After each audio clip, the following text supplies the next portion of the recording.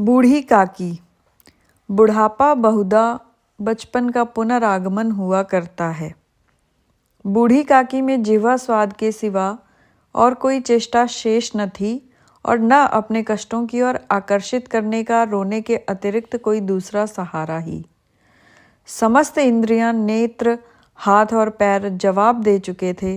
पृथ्वी पर पड़ी रहती और घर वाले कोई बात उनकी इच्छा के प्रतिकूल करते, भोजन का समय टल जाता या उसका परिमाण पूर्ण न होता अथवा बाजार से कोई वस्तु आती और न मिलती तो वे रोने लगती थीं। उनका रोना सिसकना साधारण रोना न था, वे गला फाड़ फाड़ कर रोती थीं। उनके पतिदेव को स्वर्ग सिधारे कालांतर हो चुका था। बेटे तरुण हो होकर चल बसे थे। अब एक भतीजे के सिवाय और कोई न था। उसी भतीजे के नाम उन्होंने अपनी सारी संपत्ति लिख दी थी।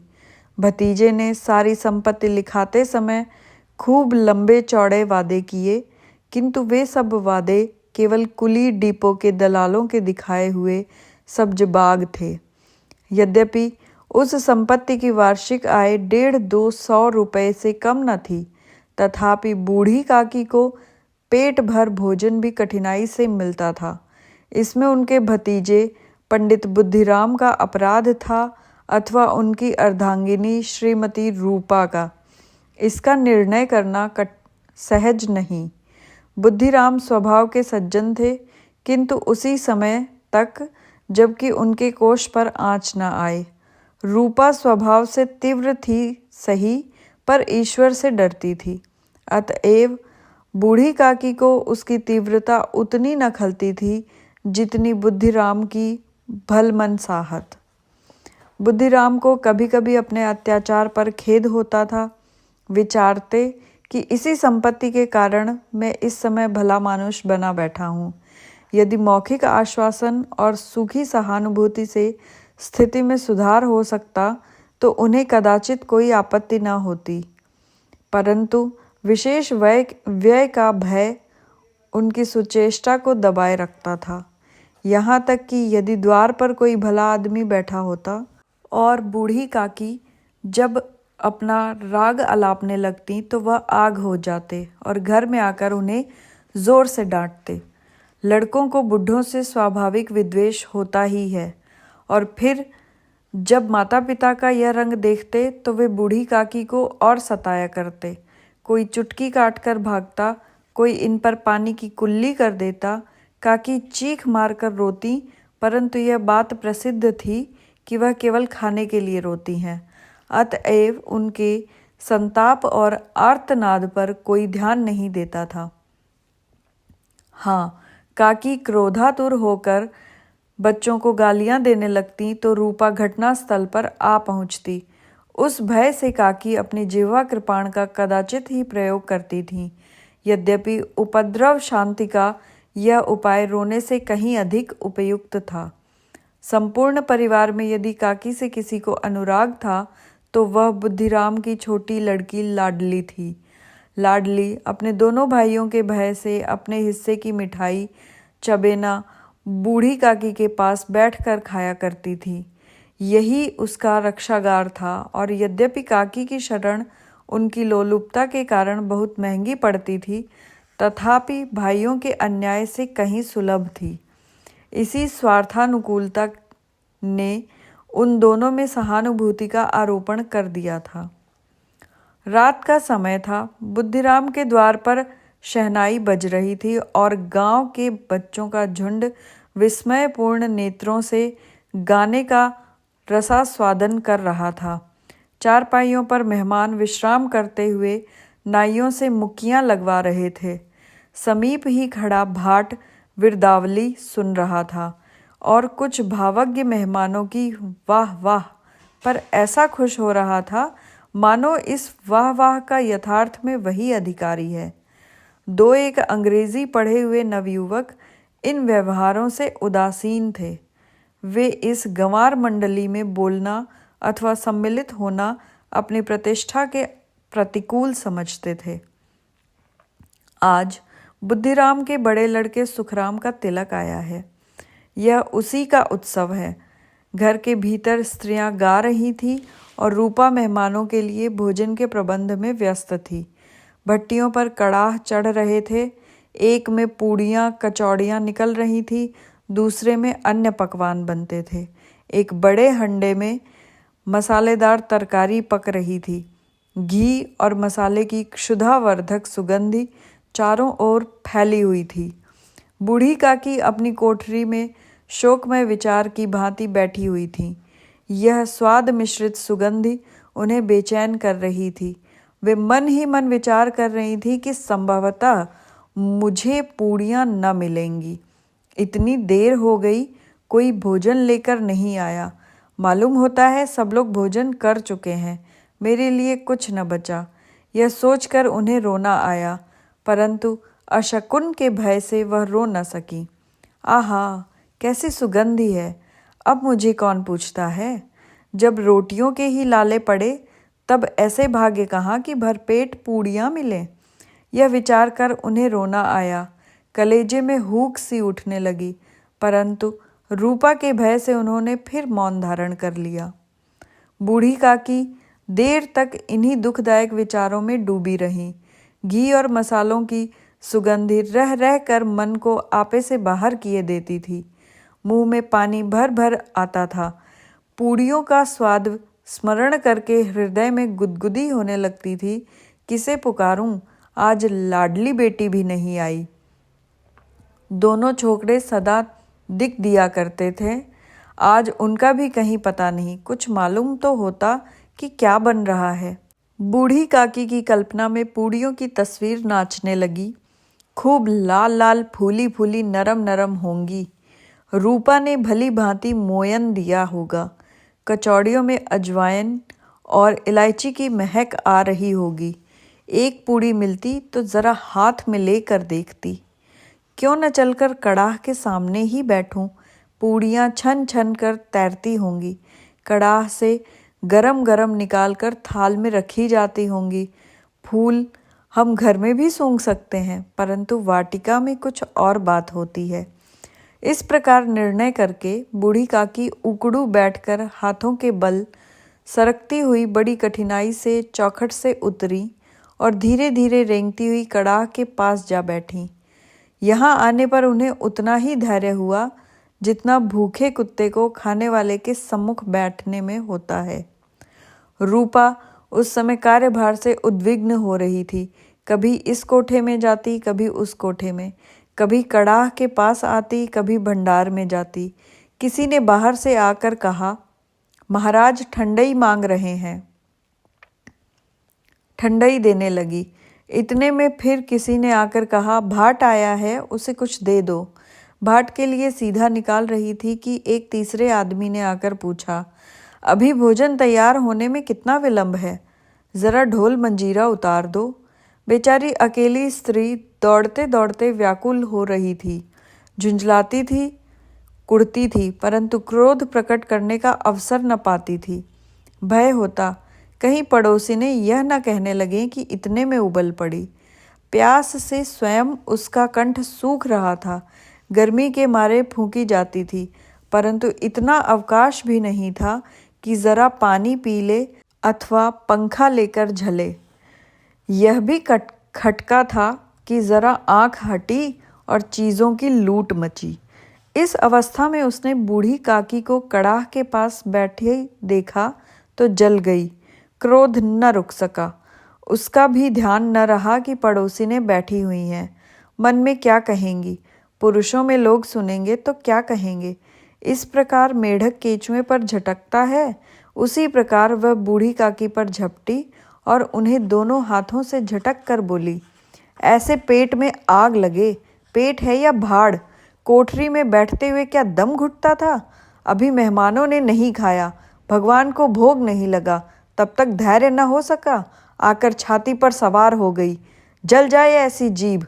दिन भर खाती न होती तो न जाने कितनी हांडी में मुंह डालती। गांव देखेगा तो कहेगा कि बुढ़िया भर पेट खाने को नहीं पाती, तभी तो इस तरह मुंह बाए फिरती है। डायन न मरे न माचा छोड़े, नाम बेचने पर लगी है, नाक कटवा कर दम लेगी। इतना ठूंसती है, न जाने कहाँ भस्म हो जाता है।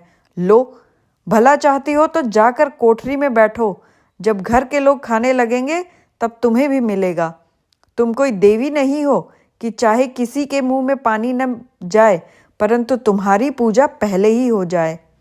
बूढ़ी काकी ने न सिर उठाया, न रोई, न बोली, चुपचाप रेंगती हुई अपनी कोठरी में चली गई।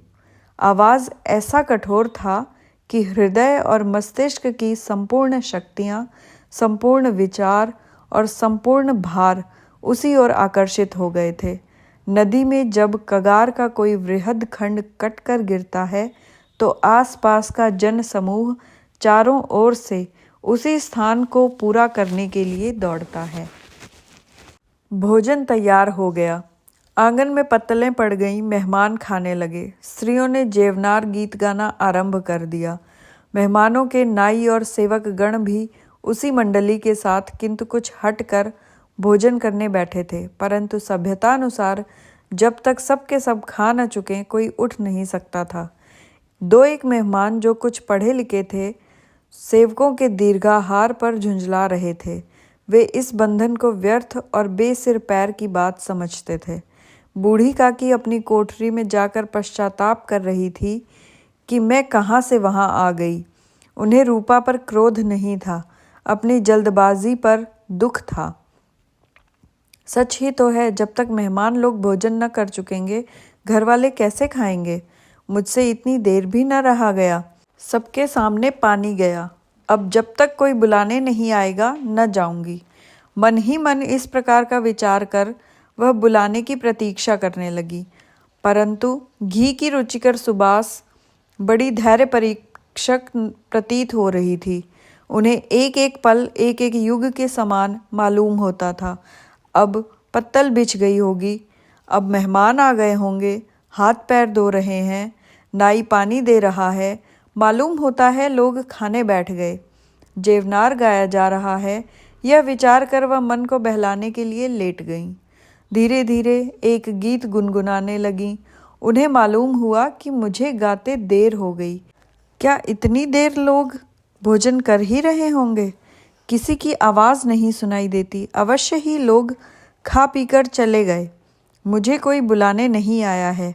रूपा चिढ़ गई है, क्या जाने न बुलाए। सोचती हो कि आप ही आवेंगी, वह कोई मेहमान तो नहीं जो उन्हें बुलाऊं। बूढ़ी काकी चलने को तैयार हुई।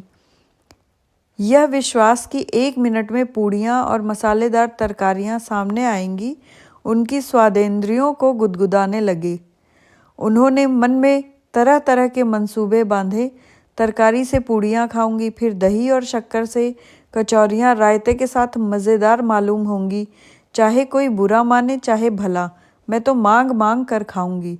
यही न लोग कहेंगे कि इन्हें विचार नहीं, कहा करें। इतने दिन के बाद पूड़ियाँ मिल रही हैं तो मुंह जूठा करके थोड़े ही उठ जाऊंगी।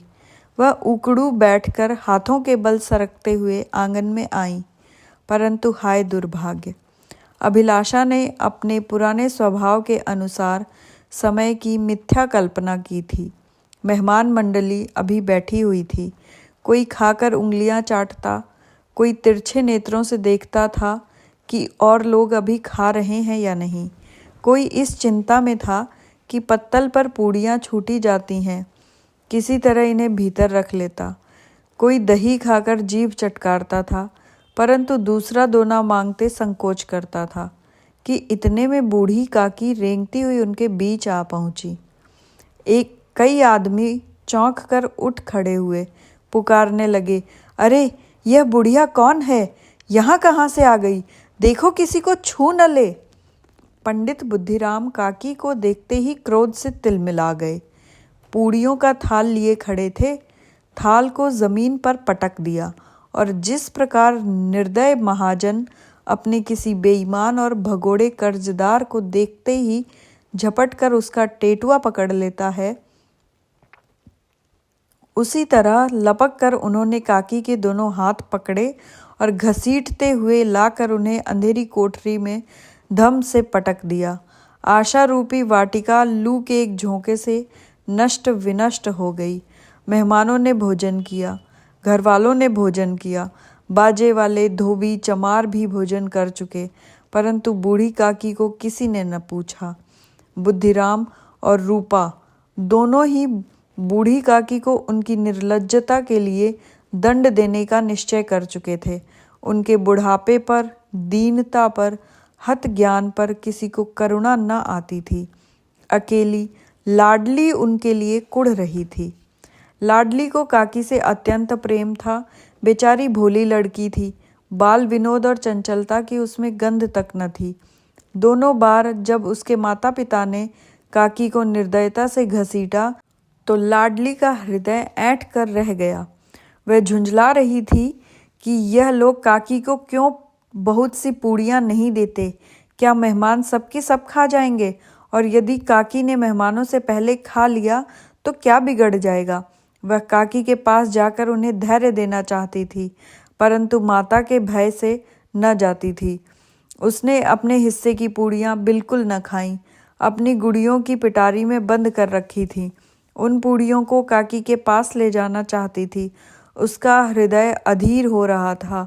बूढ़ी काकी मेरी बात सुनते ही उठ बैठेंगी, पूड़ियाँ देखकर कैसी प्रसन्न होंगी, मुझे खूब प्यार करेंगी। रात को 11 बज गए थे। रूपा आंगन में पड़ी सो रही थी। लाडली की आंखों में नींद न आती थी। काकी को पूड़ियाँ खिलाने की खुशी उसे सोने न देती थी। उसने गुड़ियों की पिटारी सामने ही रखी थी। जब विश्वास हो गया कि अम्मा सो रही हैं तो वह चुपके से उठी और विचारने लगी, कैसे चलूं? चारों ओर अंधेरा था। केवल चूल्हों में आग चमक रही थी। चूल्हे के पास एक कुत्ता लेटा हुआ था। लाडली की दृष्टि द्वार के सामने वाले नीम की ओर गई। उसे मालूम हुआ कि उस पर हनुमान जी बैठे हुए हैं। उनकी पूंछ, उनकी गदा वह स्पष्ट दिखलाई दे रही थी। मारे भय के उसने आंखें बंद कर ली। इतने में कुत्ता उठ बैठा। लाडली को ढांढस हुआ। कई सोए हुए मनुष्यों के बदले एक जागता हुआ कुत्ता उसके लिए अधिक धैर्य का कारण हुआ। उसने पिटारी उठाई और बूढ़ी काकी की कोठरी की ओर चली। बूढ़ी काकी को केवल इतना स्मरण था, किसी ने मेरे हाथ पकड़कर घसीटे। फिर ऐसा मालूम हुआ कि जैसे कोई पहाड़ पर उड़ाए लिए जाता है। उनके पैर बार बार पत्थरों से टकराते। तब किसी ने उन्हें पहाड़ पर से पटका। वे मूर्छित हो गईं। जब वे सचेत हुई तो किसी की जरा आहट भी न मिलती थी। समझी कि सब लोग खा पीकर सो गए और उनके साथ मेरी तकदीर भी सो गई। रात कैसे कटेगी? राम, क्या खाऊं? पेट में अग्नि धधक रही है। हाँ, किसी ने मेरी सुधि न ली। क्या मेरा ही पेट काटने से धन जुड़ जाएगा? इन लोगों को इतनी भी दया नहीं आती कि न जाने बुढ़िया कब मर जाए, उसका जी क्यों दुखावें। मैं पेट की रोटियां ही खाती हूँ कि और कुछ, पर यह हाल। मैं अंधी अपाहिज ठहरी, न कुछ सुनूं न बूझूं। यदि आंगन में चली गई तो क्या बुद्धिराम से इतना कहते न बनता था कि काकी अभी लोग खाना खा रहे हैं, फिर आना। मुझे घसीटा, पटका। उन्हीं पूड़ियों के लिए रूपा ने सबके सामने गालियां दी। उन्हीं पूड़ियों के लिए इतनी दुर्गति करने पर भी उनका पत्थर का कलेजा न पसीजा। सबको खिलाया, मेरी बात तक न पूछी। जब तब ही न दी, तब अब क्या देंगे? यह विचार कर काकी निराशा में संतोष के साथ लेट गईं। ग्लानि से गला भर भर आता था, परंतु मेहमानों के भय से रोती न थीं। सहसा उनके कानों में आवाज़ आई, काकी उठो, मैं पूड़ियाँ लाई हूँ। काकी ने लाडली की बोली पहचानी, चटपट उठ बैठी। दोनों हाथों से लाडली को टटोला और उसे गोद में बिठा लिया। लाडली ने पूड़ियाँ निकाल कर दी। काकी ने पूछा, क्या तुम्हारी अम्मा ने दी हैं? लाडली ने कहा, नहीं, यह मेरे हिस्से की हैं। काकी पूड़ियों पर टूट पड़ी। 5 मिनट में पिटारी खाली हो गई। लाडली ने पूछा, काकी पेट भर गया? जैसे थोड़ी सी वर्षा ठंडक के स्थान पर और भी अधिक गर्मी पैदा कर देती है, उस भांति इन थोड़ी सी पूड़ियों ने काकी की क्षुधा और इच्छा को और उत्तेजित कर दिया था। बोली, नहीं बेटी, जाकर अम्मा से और मांग लाओ। लाडली ने कहा, अम्मा सोती हैं, जगाऊंगी तो मारेंगी। काकी ने पिटारी को फिर टटोला। उसमें कुछ खुरचन गिरे थे, उन्हें निकाल कर वे खा गईं। बार बार होंठ चाटती थीं, चटकारे भरती थीं। हृदय मसोस रहा था कि और पूड़ियाँ कैसे पाऊं। संतोष सेतु जब टूट जाता है तब इच्छा का बहाव अपरिमित हो जाता है। मतवालों को मद का स्मरण करना उन्हें मदांध बनाता है। काकी का अधीर मन इच्छाओं के प्रबल प्रवाह में बह गया। उचित और अनुचित का विचार जाता रहा। वे कुछ देर तक उस इच्छा को रोकती रहीं। सहसा लाडली से बोली, मेरा हाथ पकड़कर वहाँ ले चलो जहाँ मेहमानों ने बैठकर भोजन किया है। लाडली उनका अभिप्राय न समझ सकी। उसने काकी का हाथ पकड़ा और वे ले जाकर झूठे पत्तलों के पास बिठा दिया। दीन क्षुधातुर हत ज्ञान बुढ़िया पत्तलों से पूड़ियों के टुकड़े चुन चुन कर भक्षण करने लगी। ओह, दही कितना स्वादिष्ट था, कचौड़ियाँ कितनी सलोनी, खस्ता कितने सुकोमल। काकी बुद्धिहीन होते हुए भी इतना जानती थी कि मैं वह काम कर रही हूँ जो मुझे कदापि न करना चाहिए। मैं दूसरों की झूठी पत्तल चाट रही हूँ, परंतु बुढ़ापा तृष्णा रोग का अंतिम समय है। सब संपूर्ण इच्छाएं एक ही केंद्र पर आ लगती हैं। बूढ़ी काकी में यह केंद्र उनकी स्वादेंद्रिय थी। ठीक उसी समय रूपा की आंखें खुली। उसे मालूम हुआ कि लाडली मेरे पास नहीं है। वह चौंकी, चारपाई के इधर उधर ताकने लगी कि कहीं नीचे तो नहीं गिर पड़ी। उसे वहां न पाकर वह उठ बैठी तो क्या देखती है कि लाडली झूठे पत्तलों के पास चुपचाप खड़ी है और बूढ़ी काकी पत्तलों पर से पूड़ियों के टुकड़े उठा उठाकर खा रही हैं। रूपा का हृदय सन्न हो गया। किसी गाय की गर्दन पर छुरी चलते देखकर जो अवस्था उसकी होती वही उस समय हुई। एक ब्राह्मणी दूसरों की झूठी पत्तल टटोले, इससे अधिक शोकमय दृश्य असंभव था। पूड़ियों के कुछ ग्रासों के लिए उसकी चचेरी सास ऐसा निकृष्ट कर्म कर रही है। यह वह दृश्य था जिसे देखकर देखने वालों के हृदय कांप उठते हैं। ऐसा प्रतीत होता मानो जमीन रुक गई, आसमान चक्कर खा रहा है, संसार पर कोई नई विपत्ति आने वाली है। रूपा को क्रोध न आया। शोक के सम्मुख क्रोध कहाँ। करुणा और भय से उसकी आंखें भर आईं। इस अधर्म के पाप का भागी कौन है? अपने सच्चे हृदय से गगन मंडल की ओर हाथ उठाकर उसने कहा, परमात्मा, मेरे बच्चों पर दया करो। इस अधर्म का दंड मुझे दो, नहीं तो मेरा सत्यानाश हो जाएगा। रूपा को अपनी स्वार्थपरता और अन्याय इस प्रकार प्रत्यक्ष रूप में कभी न देख पड़े थे। वह सोचने लगी, हाय कितनी निर्दय हूँ। जिसकी संपत्ति से मुझे 200 रुपया वार्षिक आय हो रही है, उसकी यह दुर्गति, और मेरे कारण।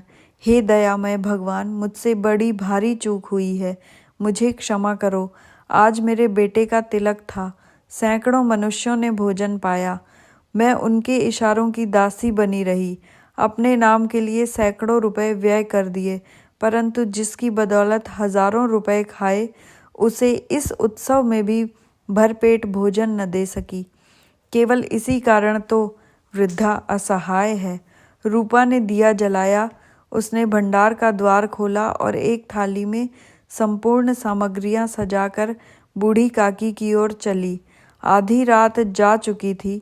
आकाश पर तारों के थाल सजे हुए थे और उन पर बैठे हुए देवगण स्वर्गीय पदार्थ सजा रहे थे, परंतु उसमें किसी को वह परमानंद प्राप्त न हो सकता था जो बूढ़ी काकी को अपने सम्मुख थाल देखकर प्राप्त हुआ।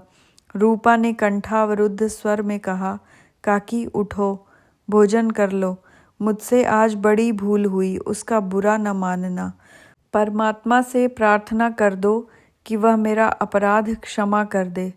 भोले भाले बच्चों की भांति जो मिठाइयाँ पाकर मार और तिरस्कार सब भूल जाता है, बूढ़ी काकी वैसे ही सब भुलाकर बैठी हुई खाना खा रही थी। उनके एक एक रोए से सच्ची सदिच्छाएं निकल रही थीं और रूपा बैठी स्वर्गीय दृश्य का आनंद लेने में निमग्न थी।